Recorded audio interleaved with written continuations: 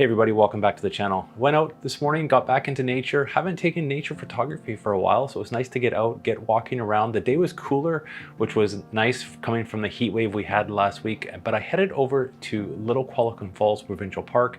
This is a provincial park on Vancouver Island that it has some neat little waterfalls. It's not these massive waterfalls, but there's a nice trail that leads up through a gorge. A couple of bridges you can cross and have great viewpoints of there's a lower falls and there's also an upper falls. The trail in total is about 3 kilometers if you were to kind of go in and back from the parking lot. So it's a nice, relatively easy hike if you wanted to give that a try. But on this trip, I actually took the opportunity to try out a new film simulation. This one was shared by Mark G. Adams. I've shared a couple of recipes of his on the channel below, and I think it was a good fit for the scenery of this get out and hike. And this one is called Provia Punch.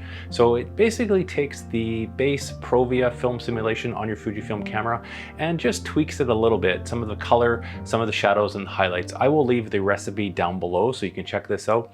Very similar to the standard Provia film simulation in your camera, but just with a few little tweaks. So I did like this one. I think it was a good fit for the pictures that I was taking. Here's a few sample photos. I hope you like them. I will leave numbers down on the photos as well. People like to, if you leave a comment, leave me a comment if there's any favorites down in the comments below.